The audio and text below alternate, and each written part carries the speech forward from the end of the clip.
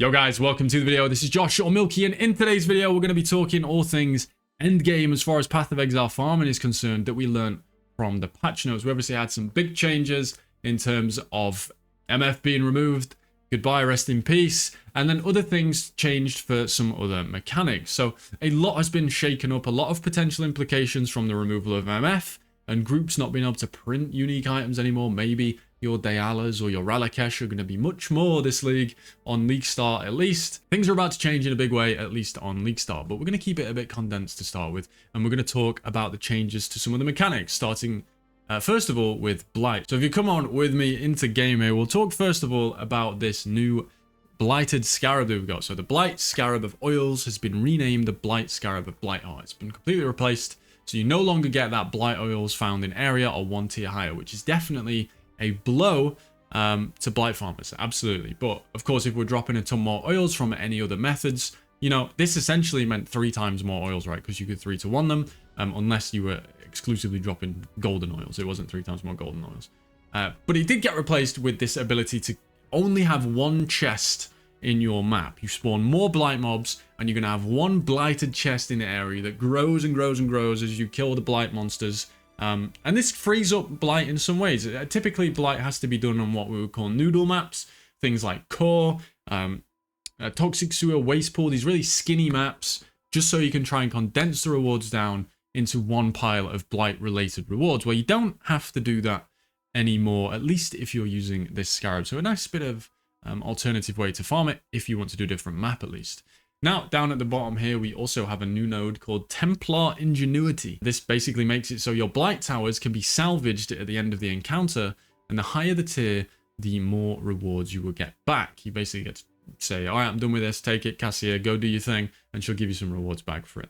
Now, each different tower will give you different rewards, so if you've got your build to a point where you don't really care about the towers, and you can just afford to put down one of each and not really care, well, there you go. This is going to be the best way to take advantage of this node. Then we have the new Epidemiology node. Blight Scarab of Bounty was removed. This was the Scarab that allowed you to have a chance to reopen those chests. You could use 2 of them, so you have lost a big chance to open those chests, but you did get 20% of it back on this point, which is very nice. The other nodes in this tree, obviously great. But let's get to the interesting stuff at the top. So if you were a Blight farmer, you will know that Blighted oil extractors and anointed jewelry were a big portion of your profit if you were doing things correctly. That ability to take out silver and gold oils from the jewelry was very nice, and also people would buy the other jewelry as well. Well, that's gone. You're no longer going to get oil extractors. That's been completely removed. That micromanagement you would have to do with the anointed jewelry drop, completely gone. And it's been replaced with this node right here, Blight Spawn. Blight bosses in your maps have 10% chance to add an additional reward chest when defeated. One lane of Blight encounters in your maps is guarded only by Blight bosses. So very interesting. If you've got again, a map that condenses the rewards and you have very few lanes, then you're going to have more and more bosses.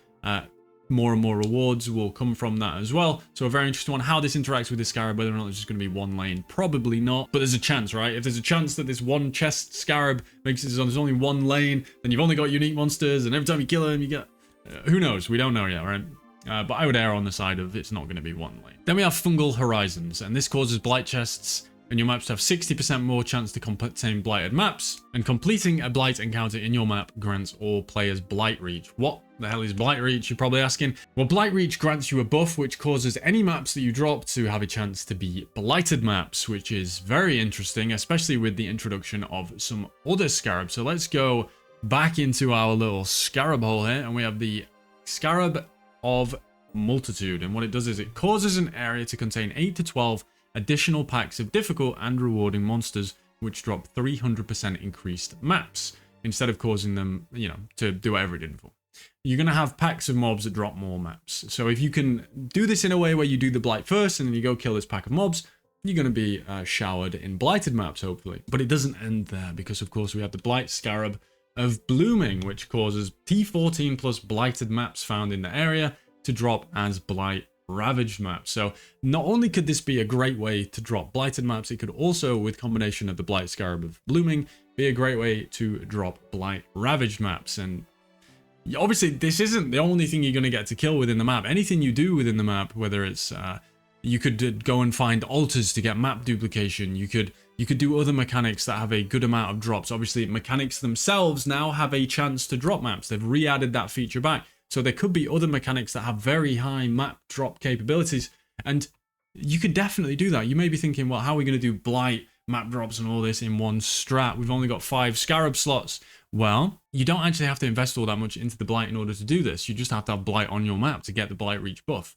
The rest of it can go into farming as many maps as you can within that map after doing the Blight to get all these Blight ravaged maps. So 1 Blight compass, however many cartography Scarab of multitudes you can get on. We don't know the number of these you can use. And then whatever else is good for dropping maps. Could be a very interesting strategy. Maybe something to try out on League Start as a good way to farm those Blight Ravaged. Blight's in a pretty interesting scenario. Obviously, the new prismatic oils are going to be needed by many people for their builds. They provide some of the strongest anoints we've seen. For Blight, it does not end there again. If you cast your mind back to the last time we saw Recombinators, Blight was pretty good. There were a lot of people farming Blight Ravage because it obviously drops a ton of bases. Item level 86, 85, 84 bases drop very, very frequently from this. And I don't know if there's any way to make these drop with quality. That's another story because you can only drop items with 30% quality now. You can't get it any other way. So if there is a way to get them from this, then Blight Ravage gets even better. So base farming is a real thing that could be very strong, at least early on,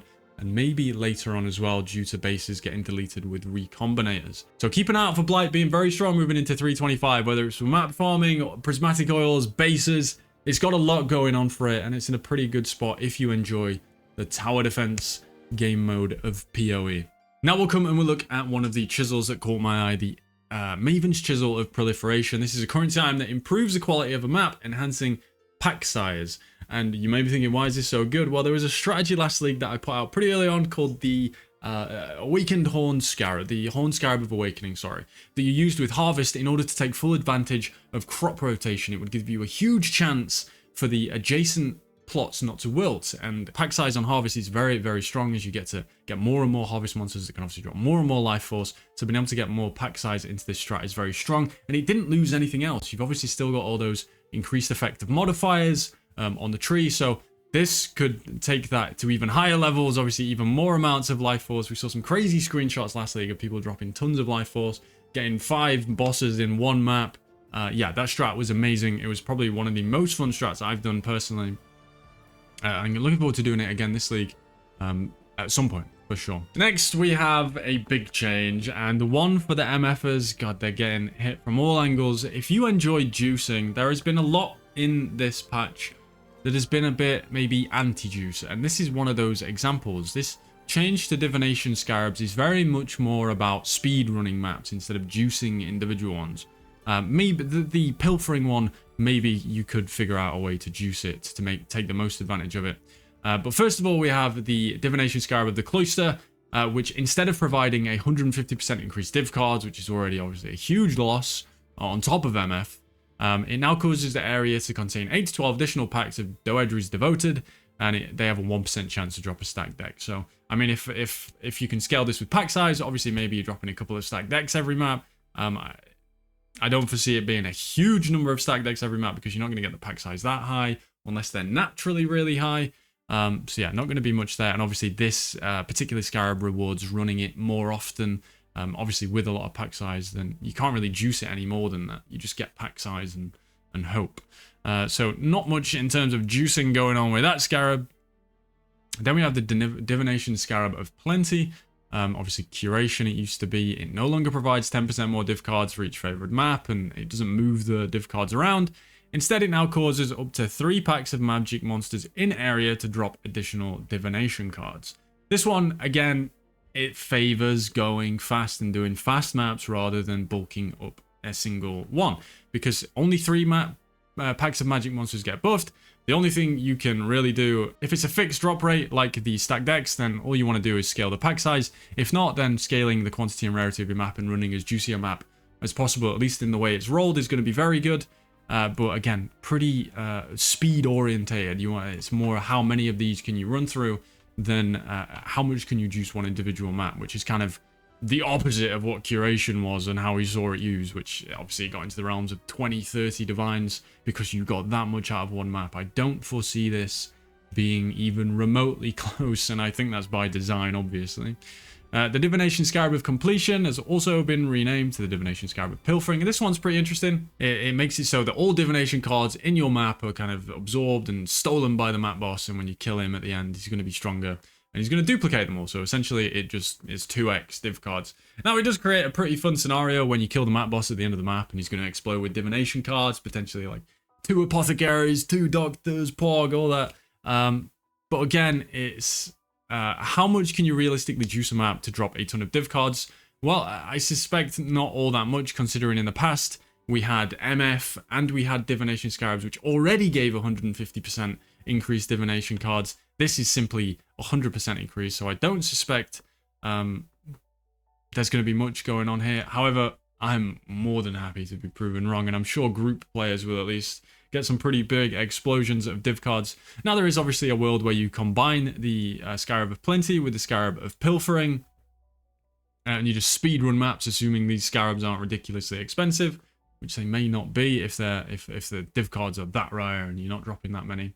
It could be pretty cool to run as a really fast strat. You just run through, blast the 3 packs of magic mobs, run to the boss, and it's going to dupe all the cards, killing as many mobs as you can along the way. Could be interesting, but yeah, div cards kind of got shit on a little bit. It is what it is, and we lost MF, so I expect all the items that were very reliant on div cards to be produced aren't going to be as plentiful. We're looking at things like Mageblood, Headhunter, even Nimbus to a degree, Adorned, all that stuff that was getting printed last league. Not this league, absolutely not. Now, the rest was pretty so-so. Obviously, the Harbinger got a big knock. It used to be that it would cause all the shards to drop rarer, and it would make them all drop as one single currency shard, and I think it's a real shame we lost this one. I don't really think this was that overpowered, and I know people love this one, so this one was a weird one. This would never have been on my bingo card for them to remove, but they did, and instead it now causes Harbingers in area to spawn empowered obelisks, and empowered obelisks drop currency shards when defeated. Weird one. I know a lot of people loved the Harby strat and they ran it all league, hunting for that elusive, you know, mirror shard drop, and I don't think it was that bad. I think it was absolutely fine. I don't know if I'm shocked they remove it. It's kind of pretty in line with things they've removed in the past, but yeah, a shame. I think that one could have stayed. The next Scarab we're going to talk about is one that actually still exists, and that is the Horned Scarab of Glittering. If you didn't know about this Scarab, because it kind of went, not really under the radar last league, but it certainly wasn't as prevalent as it might be this league, and this is a Scarab that grants you up to 200% and 100% quantity and rarity. Sorry, 100% quant, 200% rarity.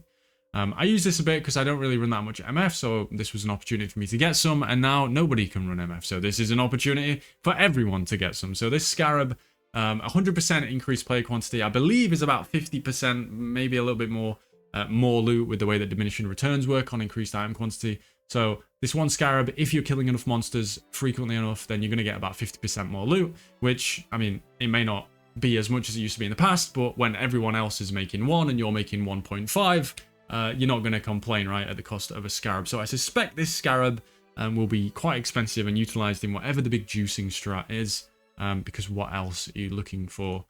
If not that elusive player quantity, now it's pretty much gone. Now, the other big change that I've omitted so far, of course, is the changes to the Scarabs in general, where you can now use a 5th. I'll go into that more when I start releasing some, you know, Atlas trees and some plans. But for now, that requires me to understand exactly how many of each Scarab can be used for any strategy.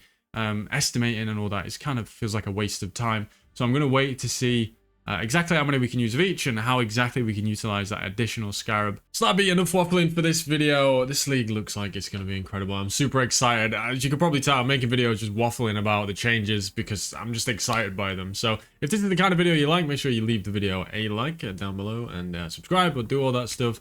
Comment below anything I may have missed. There is plenty that I didn't go into in this video, like the changes to beasts and ritual, like even deeper into all that stuff. But I want to keep it nice and short and sweet and go into some of the more specifics in the coming week. Obviously, as we get more information, I'll release more. But as for now, I'll see you next time.